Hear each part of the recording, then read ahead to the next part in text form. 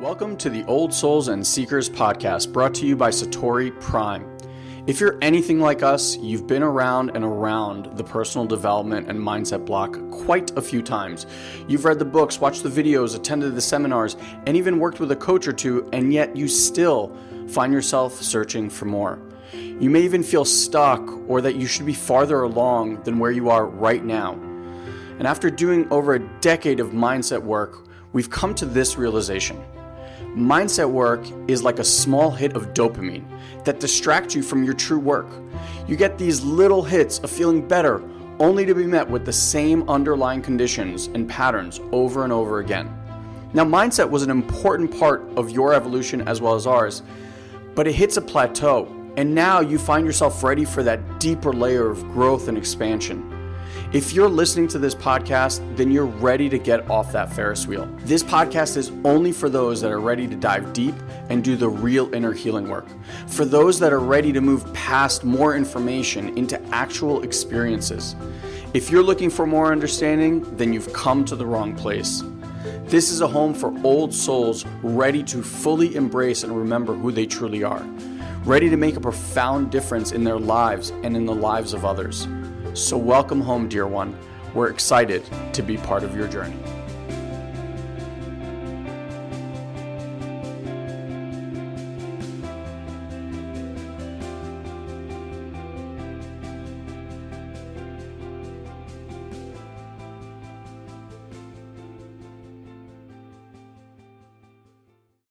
All right. Welcome, everybody. It's good to be with you all. I have a wonderful guest star here with us. We have swayed from doing interviews. We don't really do many of them. Oftentimes because they feel like regurgitated. It's another person promoting a book or a program or something like that.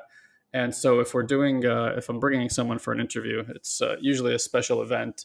And this is an easy one for me to say yes to because I adore this human being.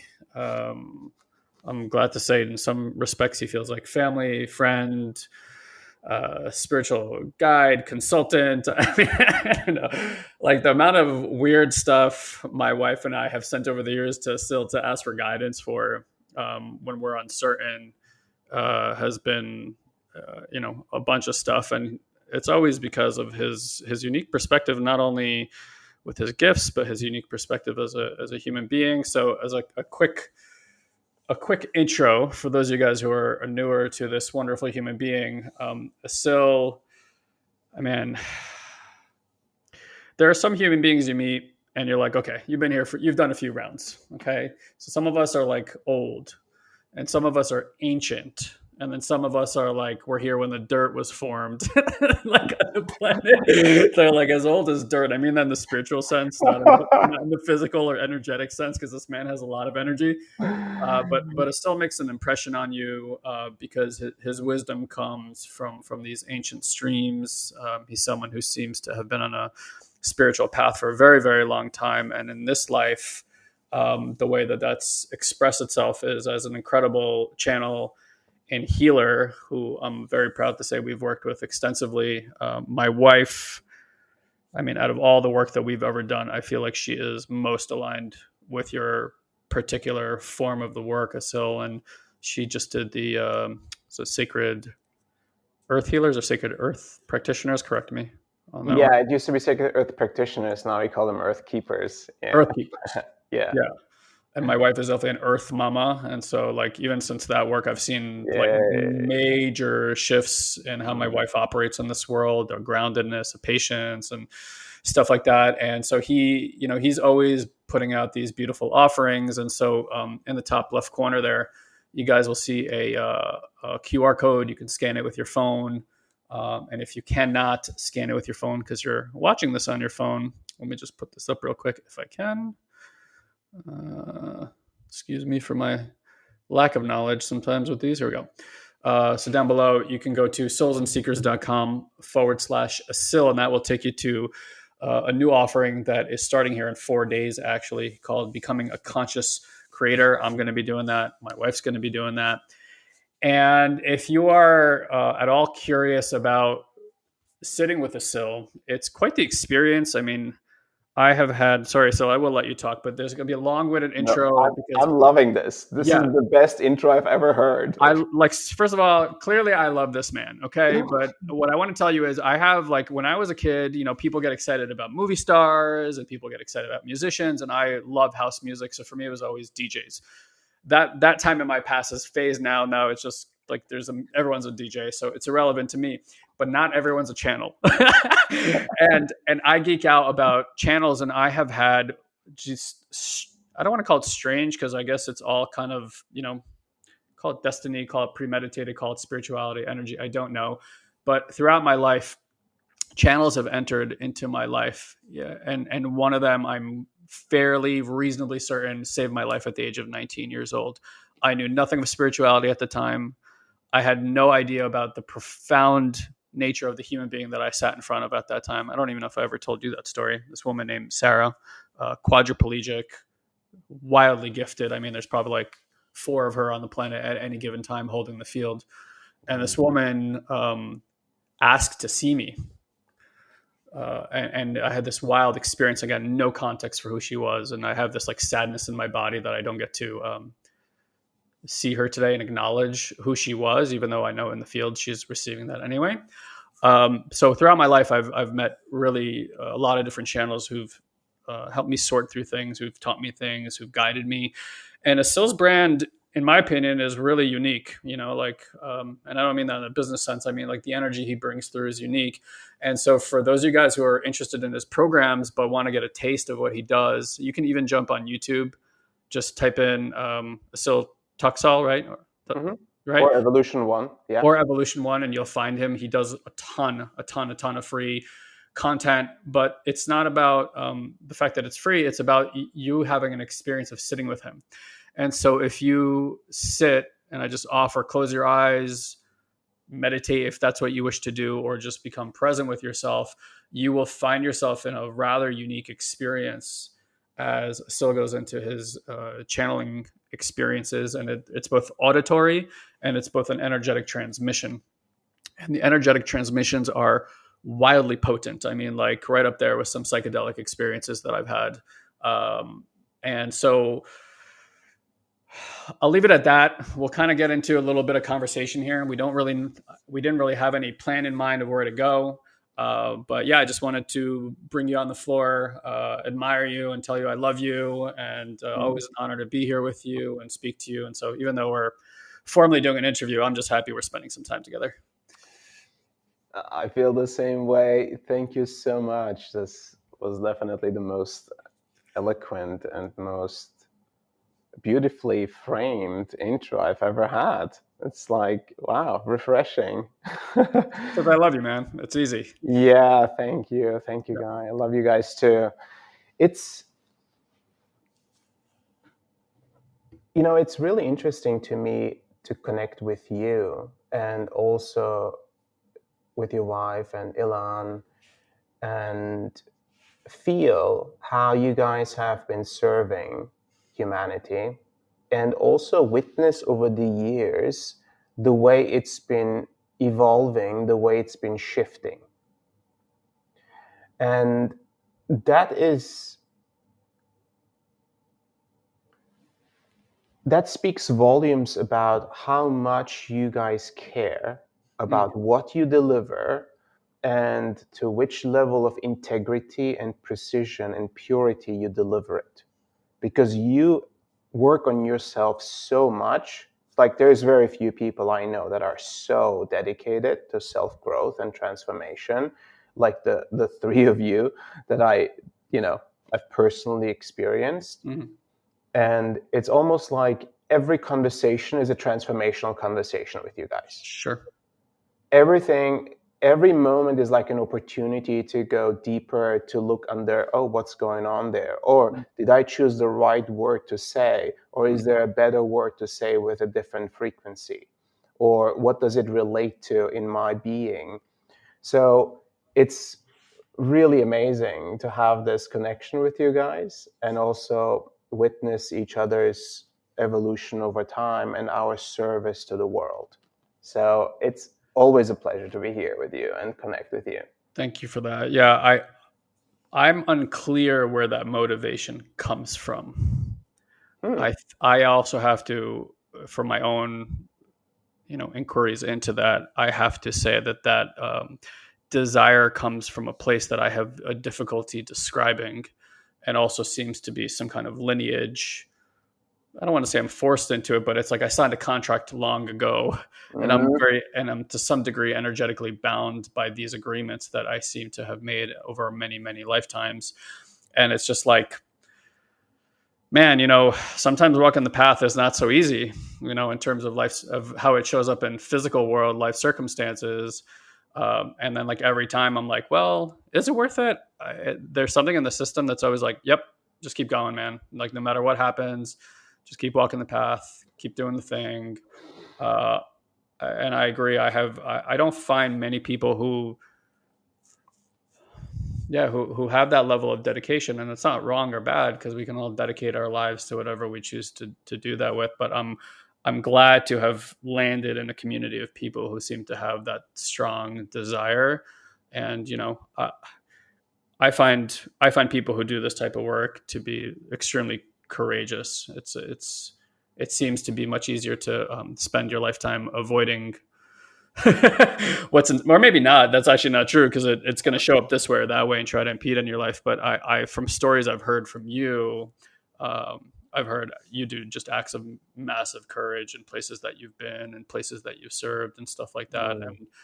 And so I guess just to kind of bring us to some place where we land in this conversation, like at least from what I know that you've been up to, you've been to a lot of sites all over the world where intense violence occurred, and you helped to kind of move the energy and help the energy move through. And that was really, really profound. You kind of had like a mini documentary set up, and my wife and I watched that, which was really cool. Did you have But any like, favorites? do I have any favorites?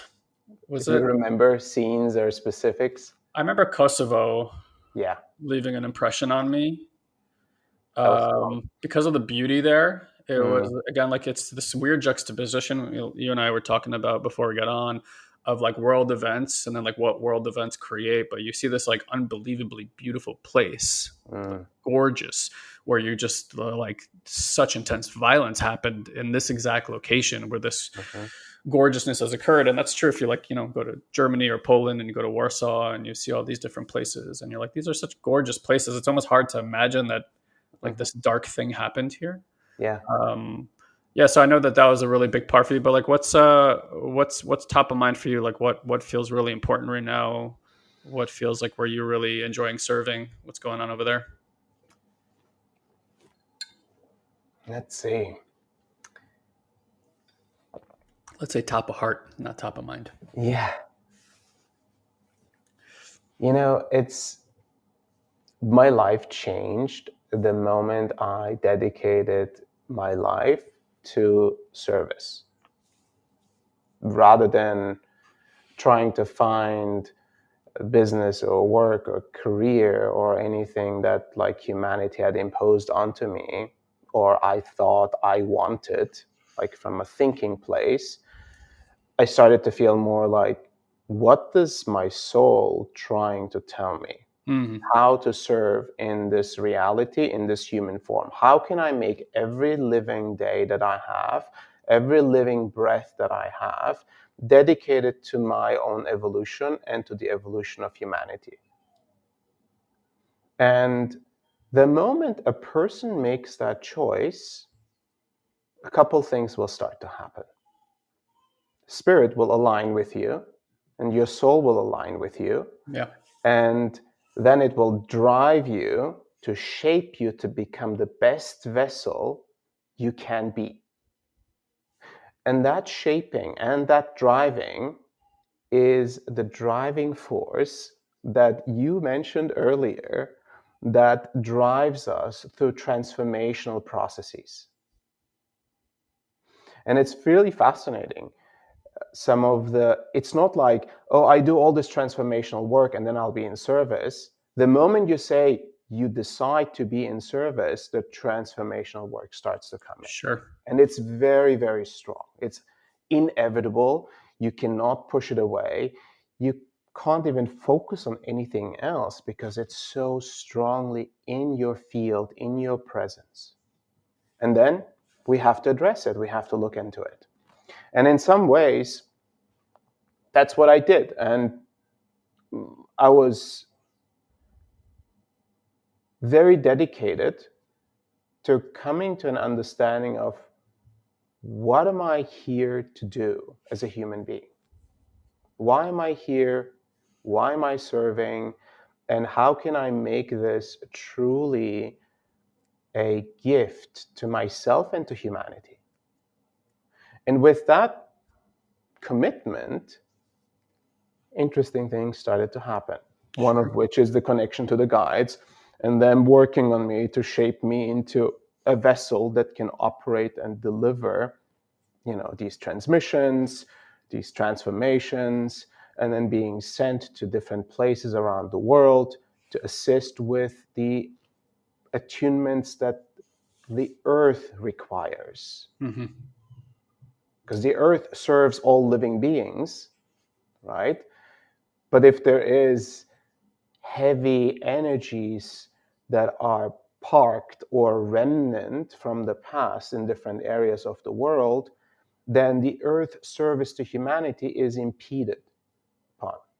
And it is the movement of energy slowed down in these areas. Now, of course, over time, it will clear itself. But with conscious attention, we can actually make a difference.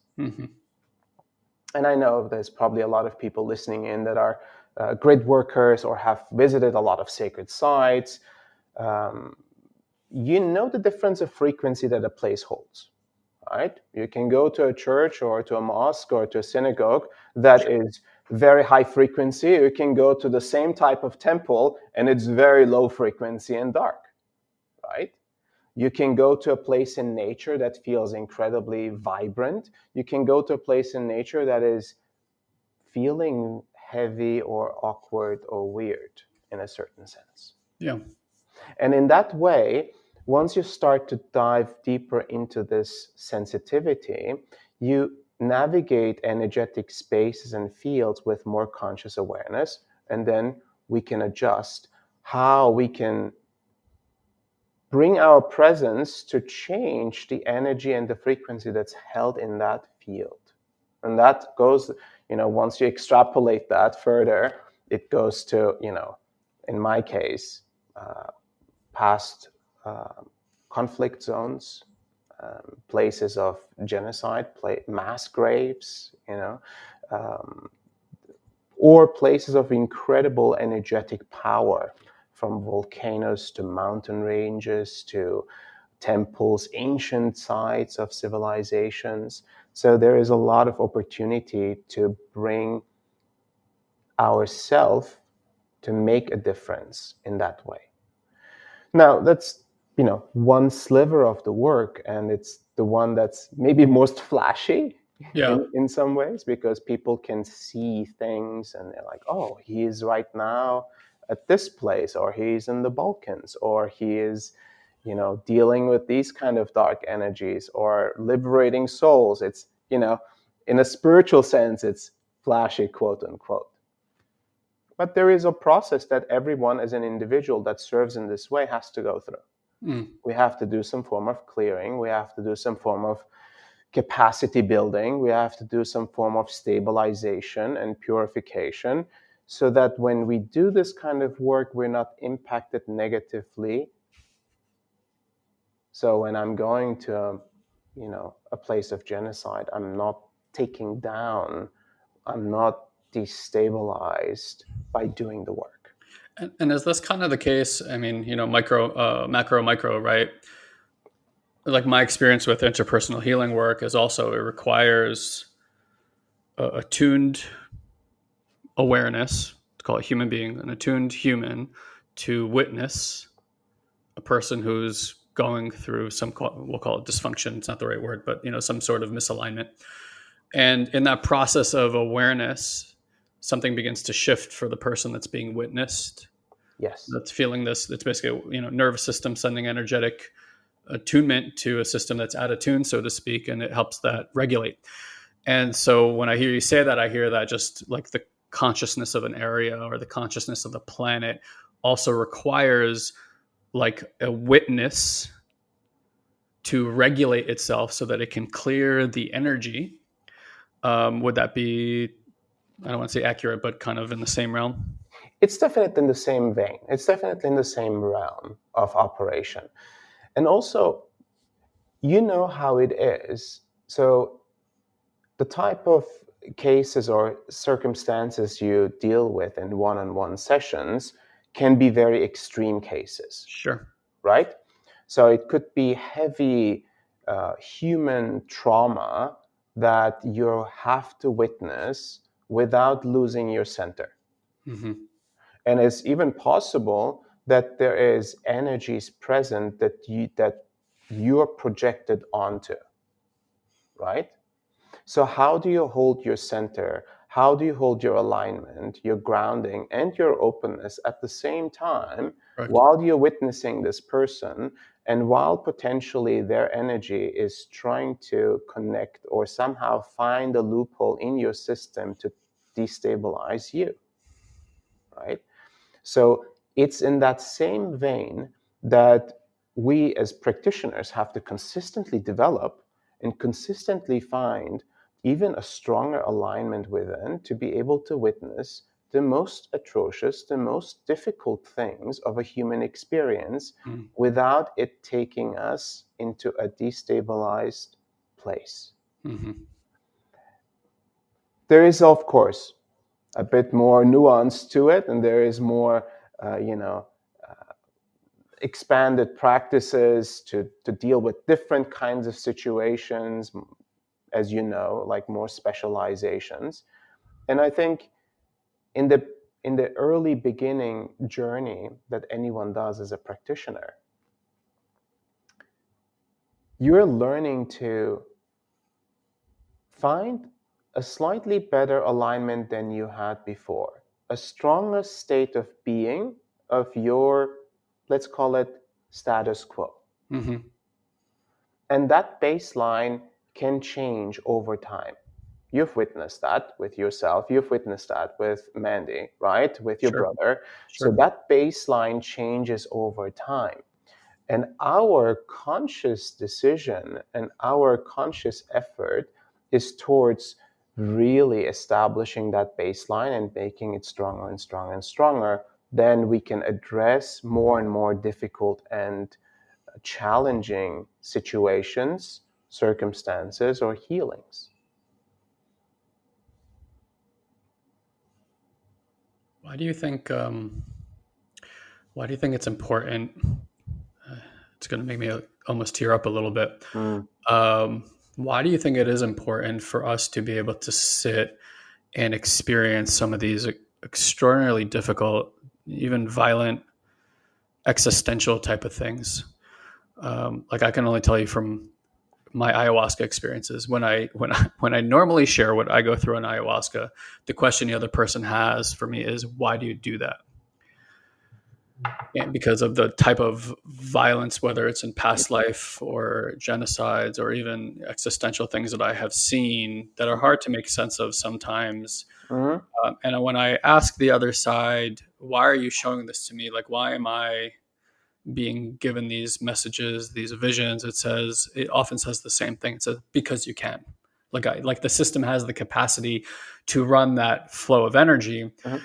And so I'm like, my human brain goes, this is fucking unfair. I'm watching everybody else be little bliss junkies over there, right? Like enjoy this gorgeous beauty. And I can't say I've never had those experiences. I've had plenty of them. Having said that, my system seems to, whether it's conditioning or patterning in this life of just being this like enduring pattern Mm-hmm. and being able to endure great amount of strife, pain, emotional, physical, visual, but to the same extent, right, I agree with you and like building a capacity to hold. But even in today's world where we're seeing war, where we're seeing so much upheaval, and I think this is part of a massive change, right? Like we're going through an existential change as humanity right now. And whether you want to be part of it or not, like hang on to your butts. It's coming, right? Like why has that been so necessary for us to face and seemingly face over and over again for such a long period of time. Mhm. So there's a couple pieces there that I want to elaborate on.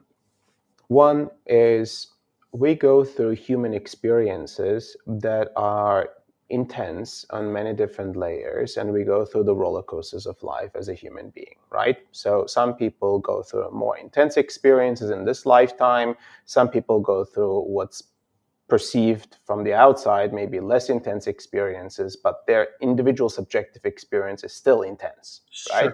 Sure. So everyone goes through challenge, and the Buddha says life is suffering, right?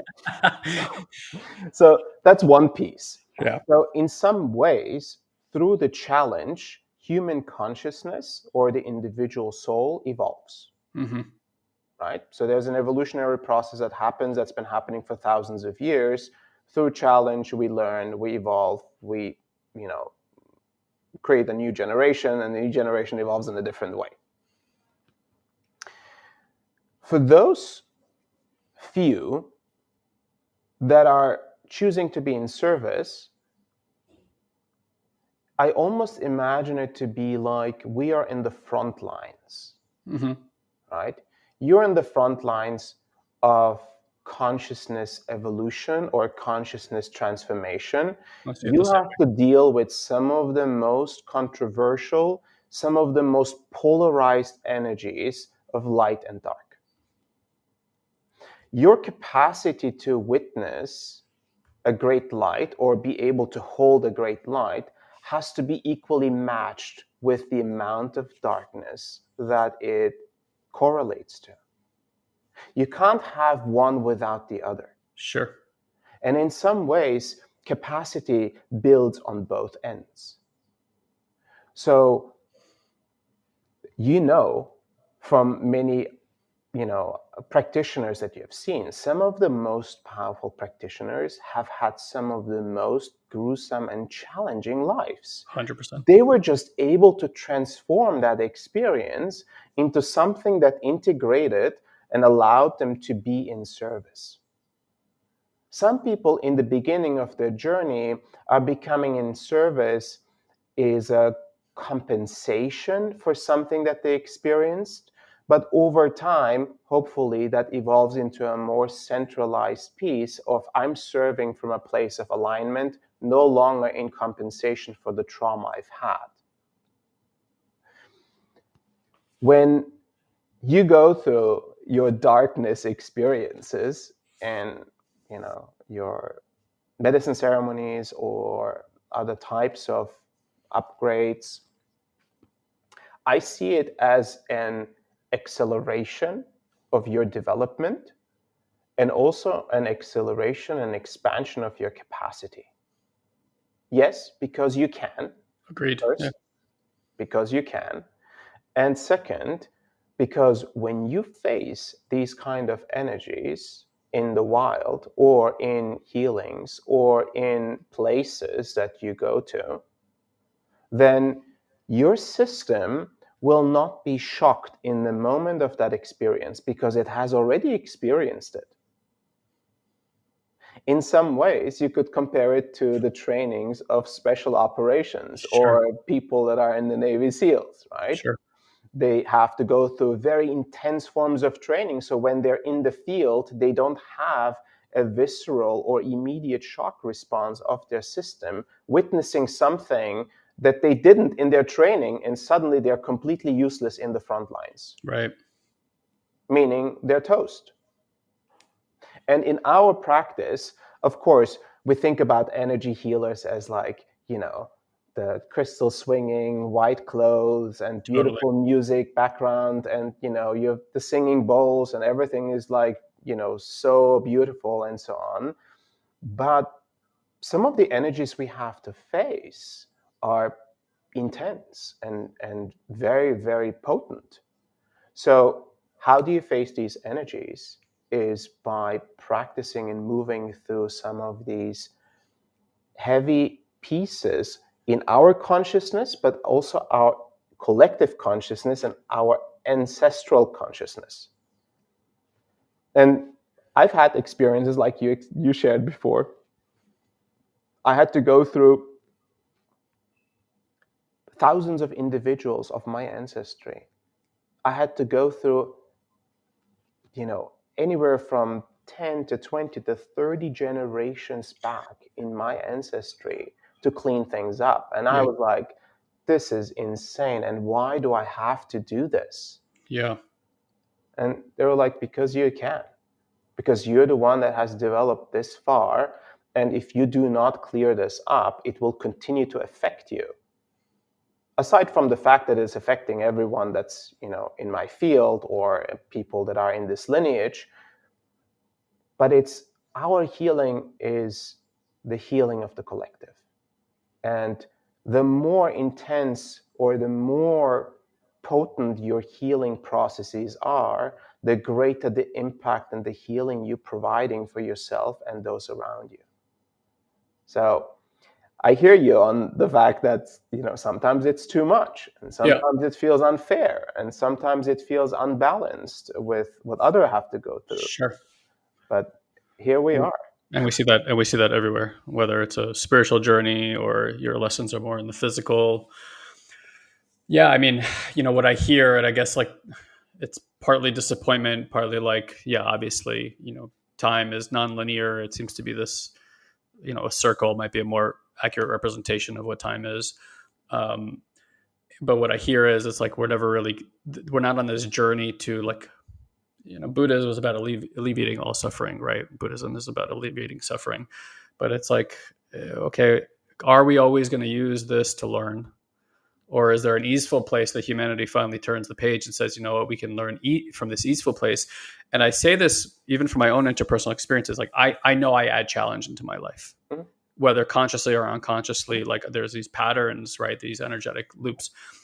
However, having said that, I know when I sit with like a teacher, like a really profound energetic teacher, and sometimes there's no content. Like I have no upset in my life. I'm in this really beautiful place. And we can sit there just shooting the shit, laughing hysterically, making lewd jokes while in awareness, right? And at first I used to think, this is a waste of time. I'm here with this brilliant teacher. I should tell him about challenges in my life and we should get to work.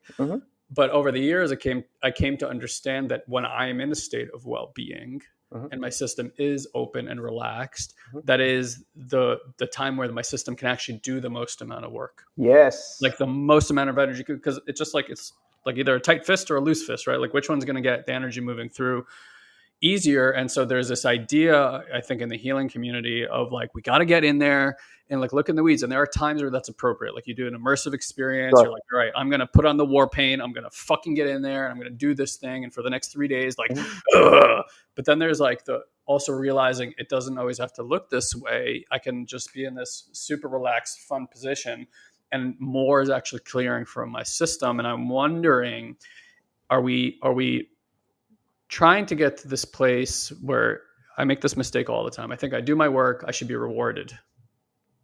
I'm clearing myself. Like, when does the reward come? When does it get easy? When do the finances flow? When do the relationships never have challenges? When do people stop pissing me off, right? Or whatever it might be.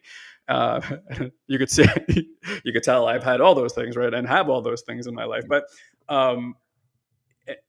is that just mind, from your perspective, is that just a mind trick? Are we forever going to be on this path of the pendulum swinging back and forth? We might move to a more utopian society and then more to like a dark period or whatever it might be. Or are we really on a journey that eventually leads to some place, whether now or deep into the future, where everyone is in this really easeful place and we're continuing to evolve, but it doesn't have to be through these really, dark, negative, ugly type of scenarios and situations? Yeah. So, as I said earlier, and I'm glad you asked about this because this is a fantastic topic.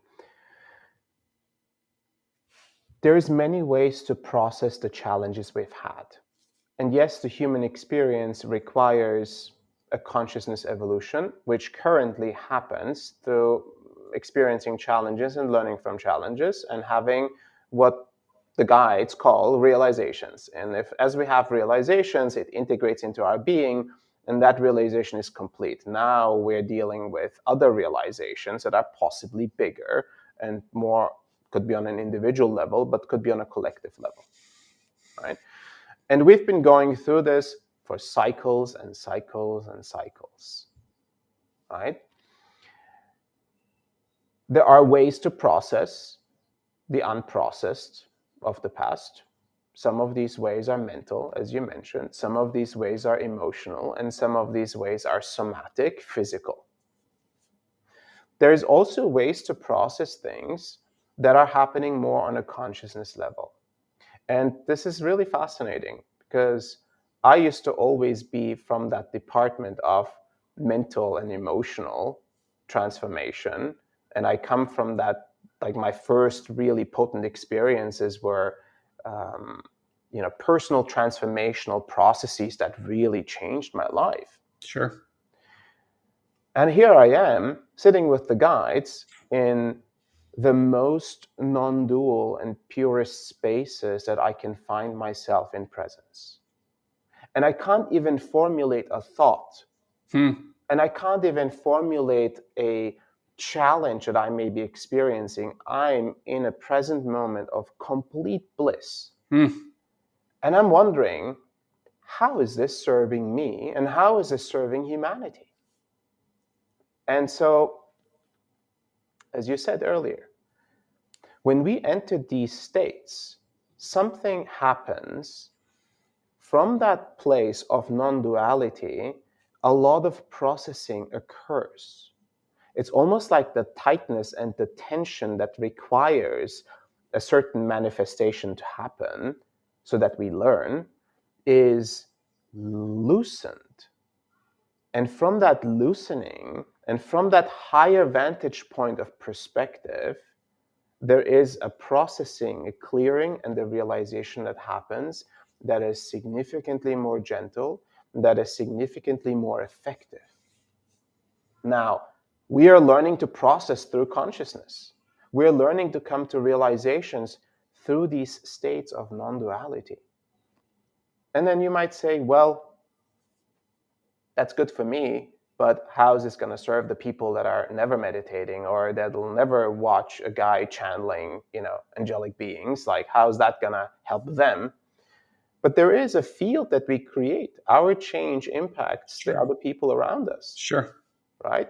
We start to create a different state of being, and our presence starts to impact other people around us.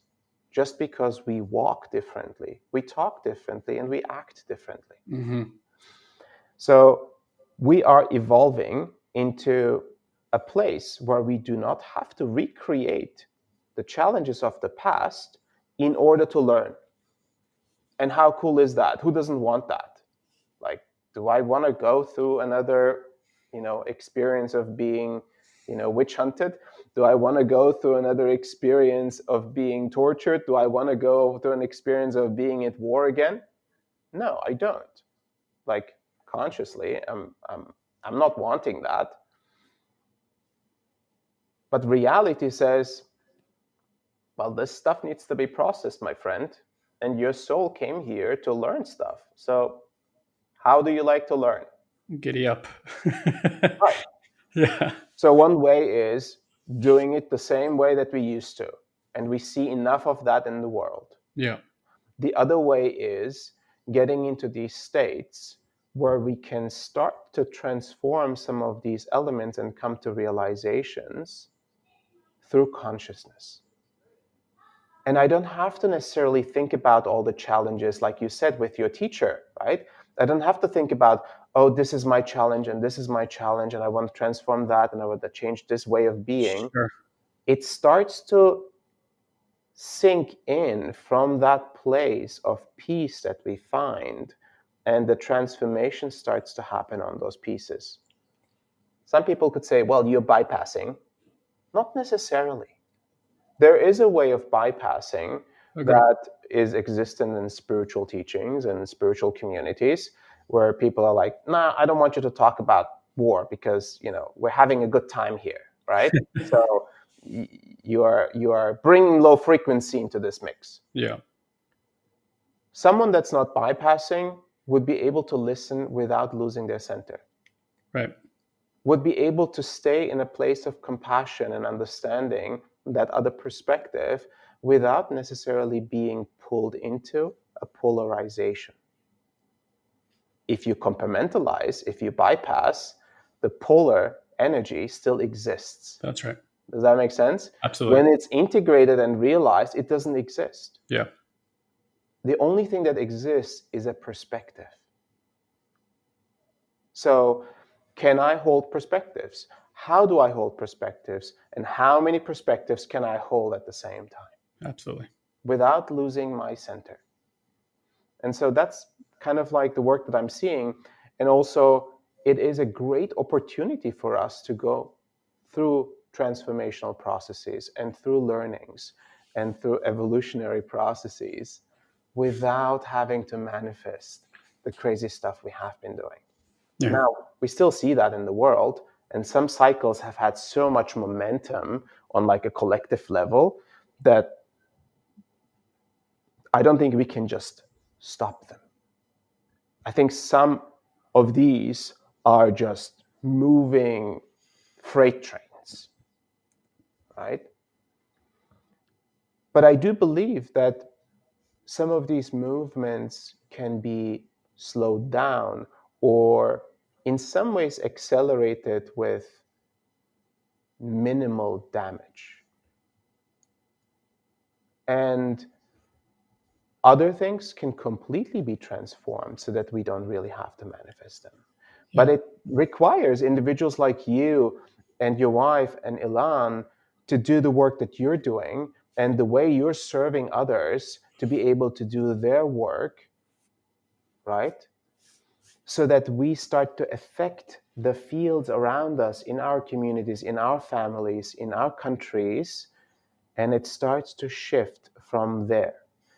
We are already seeing some of that. It's not all dark and bleak out there. I couldn't agree more. I would actually argue that there's much more light than there is darkness today. I think there's centralized darkness. I think, like you said, there's momentum in systems that have relied so heavily on that energy for so long that they will take any infraction, zoom on it, and bring it and broadcast to the world and see like, hey, this is happening everywhere. And it's like, it's happening there, but it's not happening everywhere. I even think the conversation about division in the United States is way overblown and hyperbolized. And it's like, you go meet your average human being, you will find that they care about the same things you care about. They want their family, they want their safety, they want their well-being, they want their autonomy, like that. These are universal human principles. And regardless of what faith you grew up in, what culture you grew up in, fundamentally, every human being on the planet cares about these things deeply. I have found over our work, certainly in the last closer to the decade, I would say, that like people have an art. It's funny. It's like when we don't know what question to ask, we don't know how to look for the answers. And the question I don't think most people have come to is, or at least the realization is, that we have conditioned ourselves to not feel safe. And I don't mean like mental safety. I mean like nervous system, energetic awareness, safety. Like you don't feel safe in your body. And I'm not saying that that's necessarily what's happening in the world. I think that's part of how human development is currently being perpetrated and has been for a very, very long time. And that, to me, feels like a lot of the changes that are happening because of the way parents want to parent today, some of which is being stifled by the way we've organized society. And so, the first thing it needs to be is we need to recognize, hey, we haven't been really cultivating children. We've been raising them like they're cattle. And once you have that realization, you start realizing there are things in this world that need to change, and maybe even sacrifices that this generation needs to make about how we work or how we show up for our kids and stuff like that, which in retrospect, even sacrifice is too strong of a word. There's just a need for a human being and how they are to be received in this world to feel safe. And if you have a society of people that are walking around with this unconscious feeling of a lack of safety, you can start understanding why violence becomes a means to an end for people, or why somebody grabs a gun and mass murders when they've lived in isolation internally their whole lives, even if externally they're connected to a lot of people. And I know that too. Like my depression, I had all these people around me. On paper, I had these amazing parents, but like I had this insane upheaval, like you had mentioned, when I was a teenager, to a point where like you would have thought I was this like massively abused child who had experienced all these hardships, which was really not the case in my life circumstances. But internally, I mean, you couldn't tell me that wasn't the case. Right. Yeah. And just to kind of like parlay from there and make a bit of a right turn here, so I spoke about my admiration for channels. And I think part of that admiration comes from this idea in my head. And to some extent, we're all channeling, right? Like, Mhm.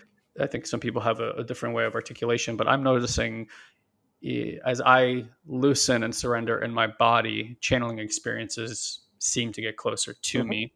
Um, Part of this process, I think that's difficult for a lot of people, is when you have certain experiences, is like no one can verify it for you.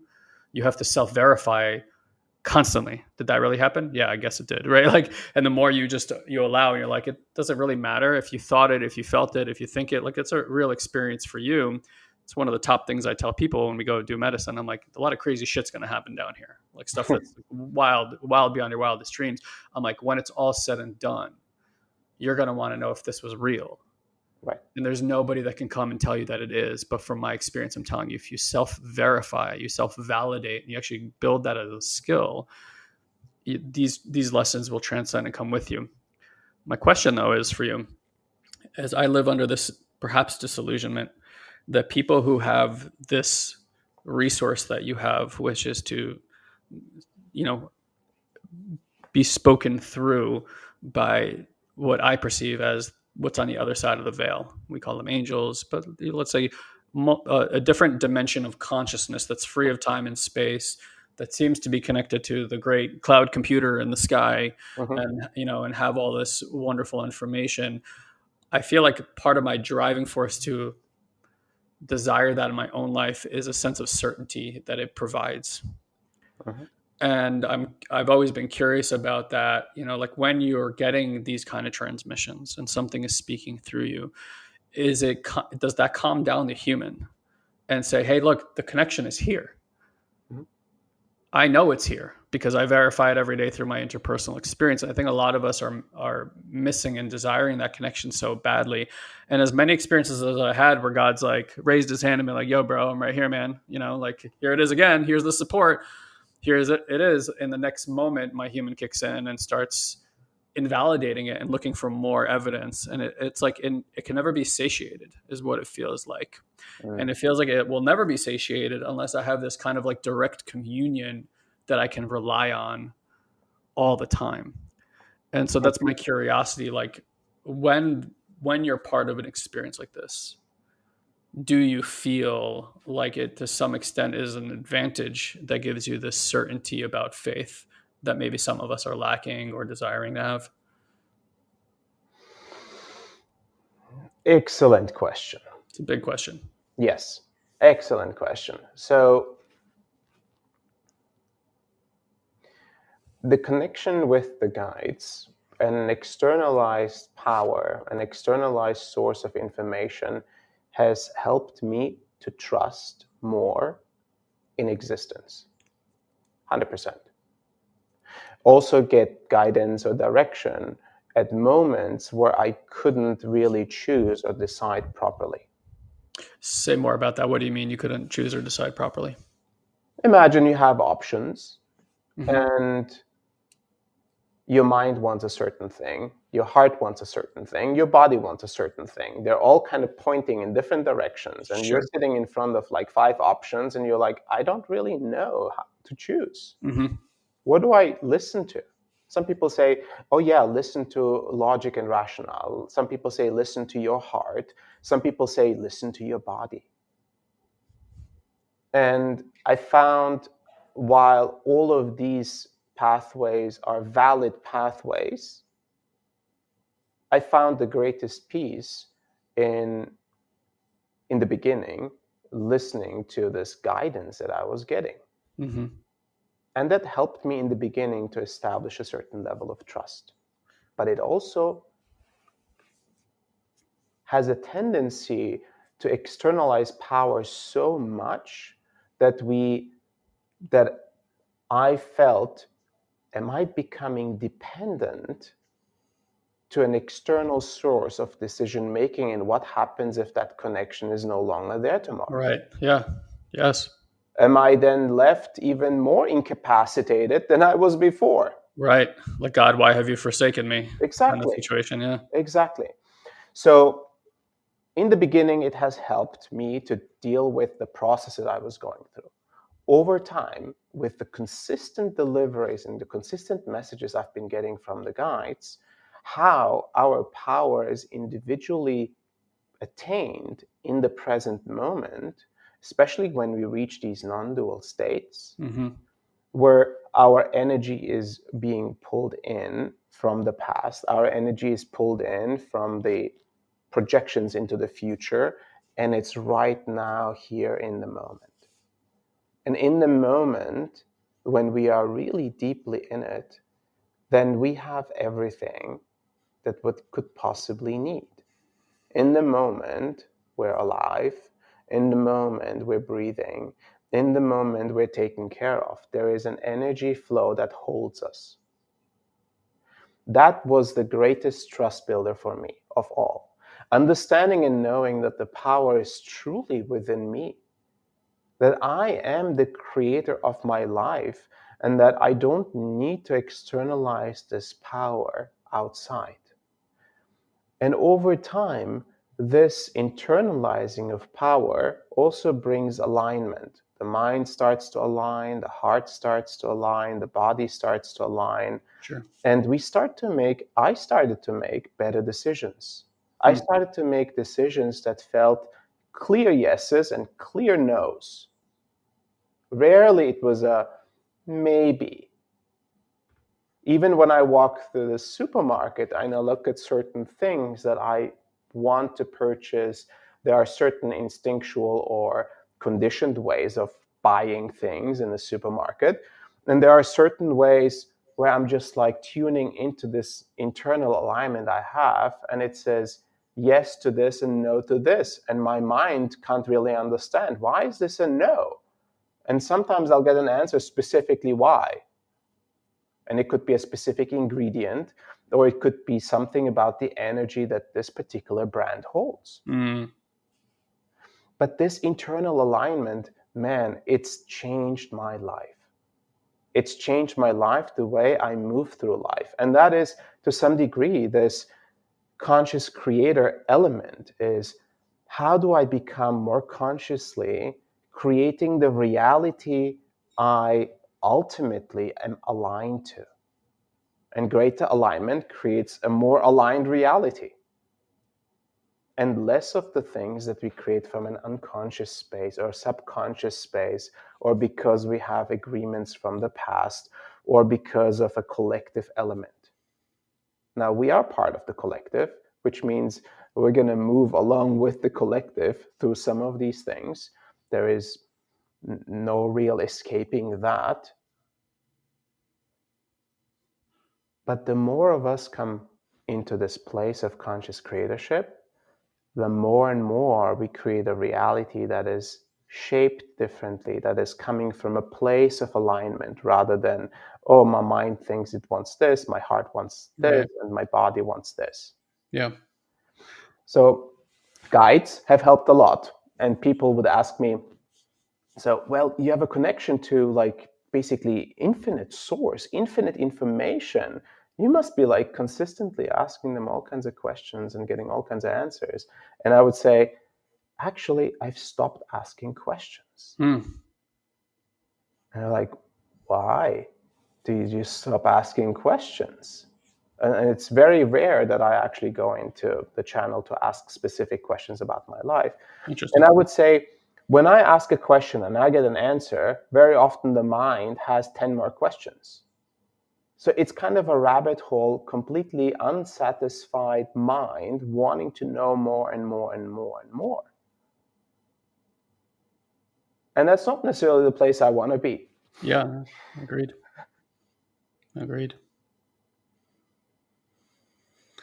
It's fascinating. And at the start, though, you felt like there was more of a reliance on it, because I feel like there would be a pushback. This thing is starting to come in. It probably feels amazing. You're like, whoa. Then it's like a little bit of ego steps in. Like, look at me. I get to have Yep. conversations with angels. Mm-hmm. And then it's like, let me ask you a bunch of fucking questions. And then it's like, let me even push back on this because I need to validate the legitimacy of what's coming through, that I'm not like losing my goddamn mind over here, right? And like, so I could see how like there would be this path of like navigating all that until you like the dust settles and you're like, okay. And then there's like the human part, this wants to come through. To what extent do I let it? Do I make this my life's work? Because maybe I want to go be a carpenter, or whittle some wood on a porch in, some small country somewhere and not talk to anybody. And there is a lot of considerations to make, and also how this stuff was seen and deemed in the past as sorcery or otherwise. But I hope that we've come to a place, because I see more and more channels coming forward. And what it tells me, like everything else that we see in humanity, that it's always been here, that our like religious and spiritual work came from this work. The Vedantas for, Indian culture, it's well known, meditated channeled experiences. And you could say the same thing about the Bible, the Torah, and every other really great book. Absolutely. Human design, gene keys, all these are channelers channeling stuff. Every invention on planet Earth, as Cryon likes to say, is an intervention, not an invention. Given it's like you always see all these inventions coming up, just like AI now at the same time, quantum computing, same time. It's like, because the information is being given, and those who have the resource or the attunement to pick up on those streams just bring that through. And it seems to be how everything else in nature works. How bees work, ants work. Like, and if you take time to look at any cohort of species that lives together, they seem to have different jobs. I learned the wildest thing about bees that I had never heard before. Can I share this with you? Of course. This just blew my freaking mind. Like, they do so many spectacular things, but I was like, wait, I'm sorry, what now? So there's a point where the queen bee is coming of age, and she's getting weak and potentially dying. And so the bees come together and actually choose when the next queen bee is to be born. This is not something that nature gives. I mean, it is, but because it's nature. But like, they come together as a cohort and decide to do this together, and they begin to create these pheromones, and then they will create a single, it's a hexagon, right? That they're creating, hexagon, octagon. They're creating one that's bigger. Just one. They will create that's bigger than the rest, because the queen bee, when she's born, needs additional space. And so when they decide together, somehow through this pheromone exchange, a single bee is chosen, and that bee is literally given the right to be the queen bee, which is now, after she's born, if the eldest queen bee hasn't passed yet, she can still challenge for that spot, and they will fight to the death to see who's going to be the caretaker of the bees. Just blew my mind. I was like, wait, what? They choose it. It's not like just randomly born into the society. Like, they come together and they actually make a conscious choice. So when you're speaking about, I do think the number one asset we have is our attention. And there's clearly a lot of things vying for our awareness in this world in a lot of different ways. And these cycles of momentum that you're speaking about are just strictly things that we haven't taken our attention off. Because in my opinion, the areas where I heal the most is where I acknowledge that something is there. I don't bypass, because like I totally agree. There's like an energy of like, I'm watching, but I'm not holding it tightly. Like as a healer, what I've learned is I can have all the intention in the world to want to heal you. Like I want you to heal, but at the same time, I need to completely let go and like not want it at the same time. It's this weird paradox, right? Of like, I want to heal you, but I have no responsibility for that. Like, let's see what happens, because it's not even up to me. There's a orchestration here, a divine intelligence, call it what you will. And everywhere we look, doesn't matter where you look, you will see that coming to homeostasis is the nature of this energy, the nature of this consciousness. You cut your finger, it repairs itself. You break a bone, it repairs itself. A woman gets pregnant, nobody has to give any direction on how to do that. We leave nature alone, it self-corrects and organizes, right? So it's like there's us needing to understand that things need our awareness, but they also need to be left alone simultaneously. And everywhere in my life where I have enough courage to hold it loosely and not intervene are usually the places where things take off or get a lot of flow, or suddenly serendipity kind of takes hold. And so when you're saying that, I hear that what we get to learn as a human society is how to channel that awareness from that centeredness.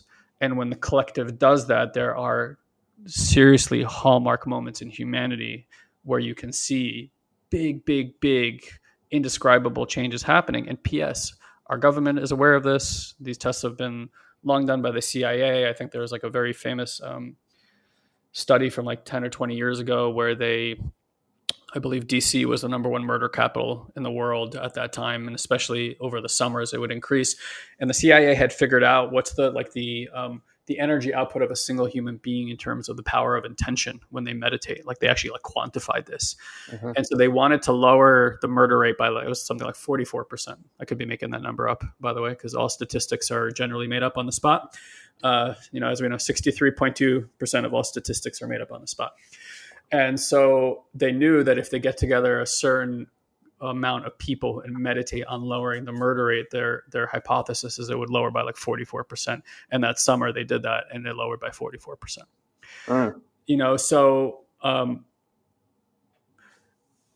that's the thing. I'm like, I don't know where my question here is, but I can see a path towards transformative change in the way that you see it. It's like the individual reshapes the ocean, the individual, little piece of water in there reshapes the way that the ocean moves. And I really do hope that I feel deeply in my system. Otherwise, what's all this work for if I didn't believe that that's where we were going? Yeah. I mean, it's really fascinating. We have so much power that we are not applying, or it's applied unconsciously or subconsciously. Yeah. And there is incredible amount of conscious creator power that is accessible and available to us. But it starts even with the smallest things. Just how conscious are my thoughts? Mm-hmm. How conscious are my emotions? And how conscious am I of my physical body? Those are like very tiny steps where conscious creatorship starts. Everyone thinks about the glamorous, I'm going to manifest $1 million, so I'm like abundant for life, right? With no regard to consequences and understanding how interdependence operates in like collective consciousness and what kind of impact it may have to me if I just have, $1 million like from one day to another day, right? So there are many ways to become more consciously aware and become conscious creator.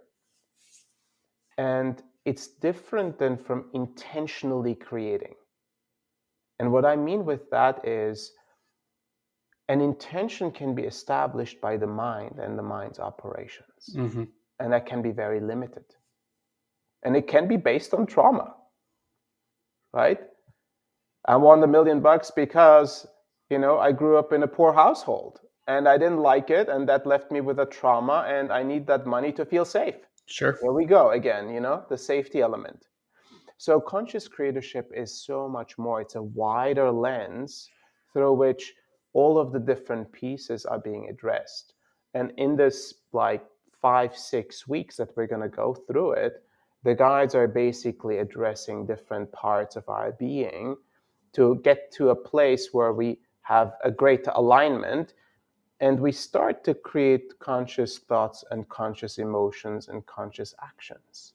And that starts to shape our life first, and it starts to shape our immediate environment, and it starts to shape further environments in co-creation. So that is, I believe, one of the most powerful ways to evolve as a human being and to impact humanity. That's what I believe. I agree. And I think the studies you're talking about were the Maharishi effect. The Maharishi Institute did a bunch of studies over the last, maybe since the 70s. Sure. And we have even some transcendental meditation, teachers that are within our community that have been within that organization and have been part of some of these studies. And it's really fascinating because those studies formed a way of thinking about the effect and the outside impact a human being can have that is in a meditative state. That's right. The frequency that we hold changes our environment. Mm-hmm. And that's something to be cherished, explored, and in my perspective, in my personal life, committed to. Because this is how I can truly make change happen. As simple as it sounds, the change you're seeking is the change within. Yeah. I started thinking about the mind, even how we distinguish the subconscious mind, and like you said, the heart, and all these aspects. I want different things. P.S. If you have any time limitations, let me know. I started thinking of them as more in a dimensional field versus a distinction of how we think or felt sense. But I'm like, these are different dimensions of reality because human beings are clearly multidimensional creatures that are being informed from that particular dimension. And we seem to have all these different antennas and tools that can pick up on these different aspects of these fields. I think, you are probably a much more advanced soul in that respect in terms of where the data stream is coming through. Maybe advanced is the wrong word, but I think people get what I mean here.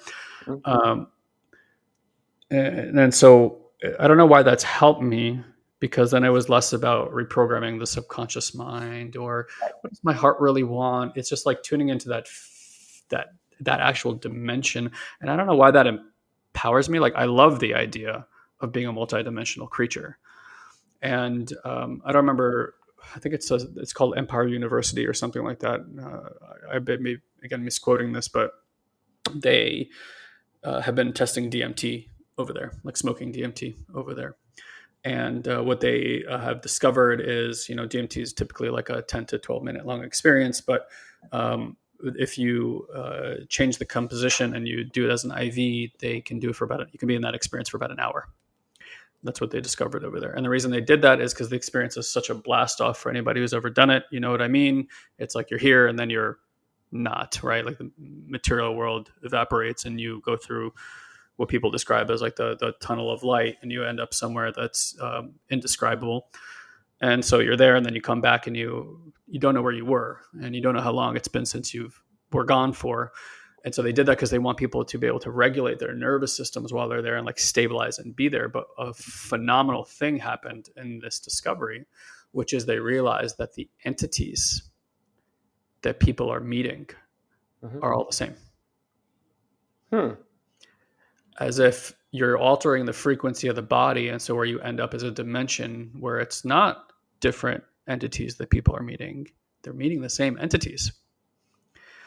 And I was like, whoa, that's really interesting. And so it almost kind of proves to some extent that the mind is a sort of antenna that, like a radio station, you can change the station and then you end up in this other place, which I think speaks to channeling, because often when you take psychedelics, you do feel like a channel. There's this guidance and insight and voices that come to speak to you. And so, to some way it's like you are showing humanity a way forward into, because we all need to see it to believe it.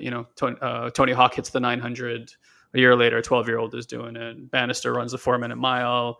A few weeks later, a guy's doing it in Australia. Exactly. There's something about that in humanity where it's like, and I think that's what a good part of social media is, when it's not just showing us violence and crazy stuff, is like when you see something extraordinary, it becomes bioavailable to everybody.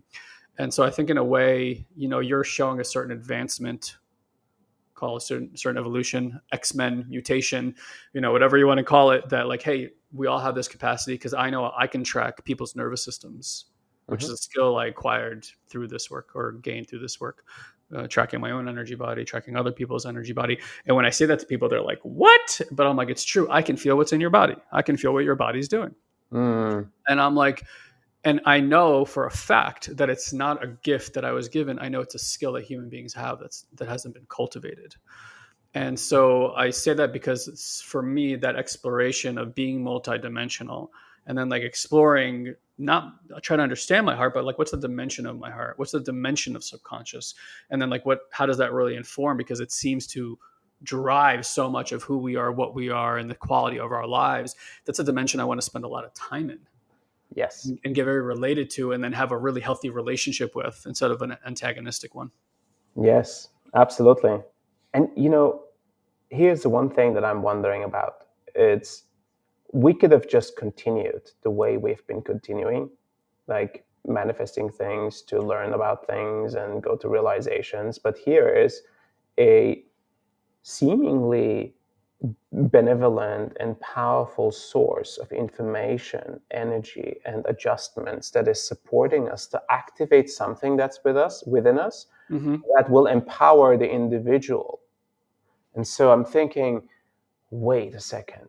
So if there is great powers to be supporting individuals to be empowered and move through realizations faster, then there is a support to accelerate this evolutionary process, Mm-hmm.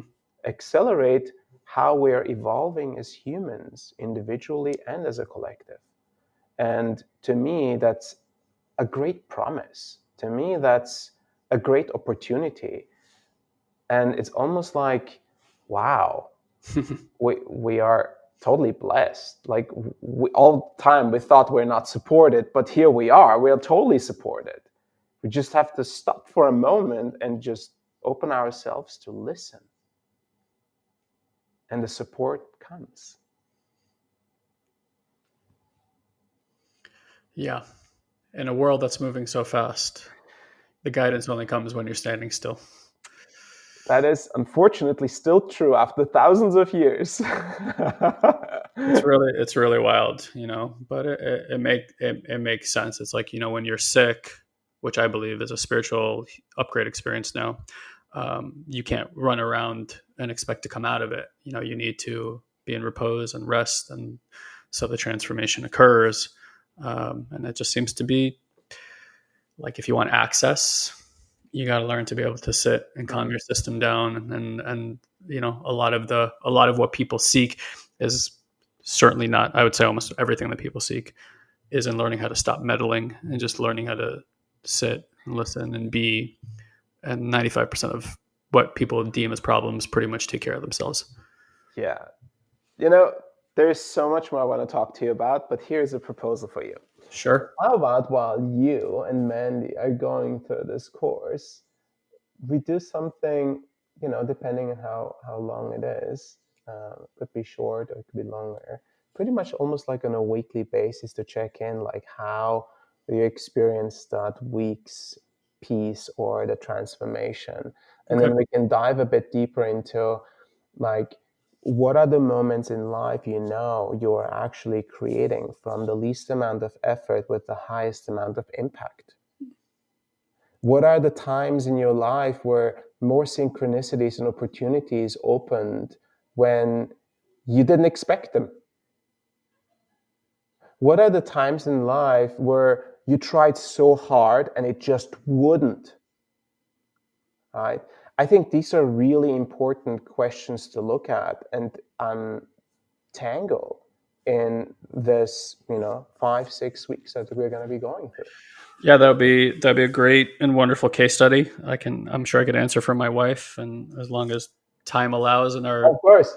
busy child rearing phase of our lives, Right. we're happy. I think we are happy to do that, though, and I think it's a investigation, and it's just cool, like anything, to bring more awareness when a process is unfolding. It's almost like a reality show. It's like I like I'm watching Guy and Mandy transform in reality. I like it a lot. It'd be fun if, like, suddenly I have butterfly wings at the end of it, and we're like, how did that happen? You already Uh, have them. yeah, I already have them. I want to say that I instinctively know the answer to that question. Yeah. It's like, no mind is the only way. Anytime my mind's involved or effort is involved, things go to shit. My teacher introduced me to a fun game yesterday where a guy produced like an extra sensory perception, like an ESP type of game. 4 cards on the table, whether it's colors or something, and then you pick. But it's like, you can feel when you get it right. It's like the mind can't be involved at all. it's the kind of, like you said, when you're in alignment. How do you operate the human body without the mind getting involved? But it's this weird thing when you really tune into that stream, because then you get one right, and then the mind's like, "See," Yeah, exactly. And then it tries to take the power, and it feels like surfing energy, but when it's clean, you can really feel it, and it hits every time, and there's a feedback loop that happens as you hit it. But then you watch the mind trying to take its little role, and I could see how, in this moment where you bring so much presence to this practice, you can feel the micro nuances of it. But how often is that happening in our lives? Probably moment by moment. Sweet. Well, it's been a pleasure, Always. as always.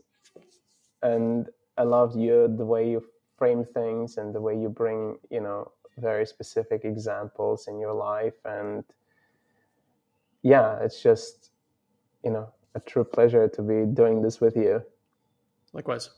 And serving in the world while we're also going through our own roller coasters, Yeah, absolutely.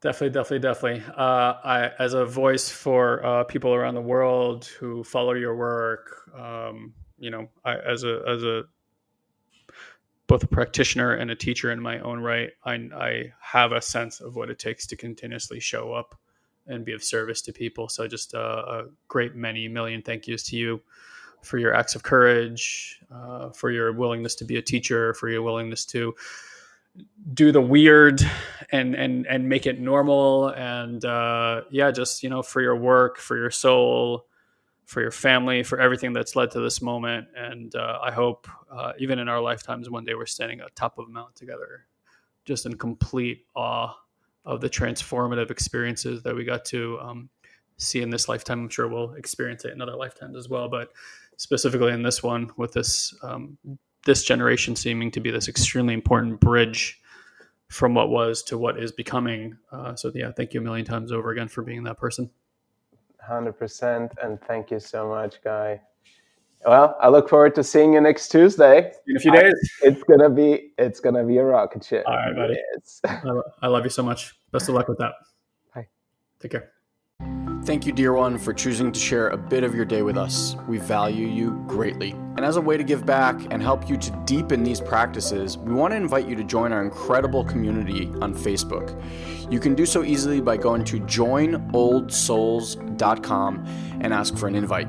This is our private community where old souls and seekers are able to grow and share their journey with others. We hold exclusive weekly live streams, we answer your personal questions, and offer valuable insights that we won't be able to share here on the podcast. So again, just head to joinoldsouls.com and grab your invite today.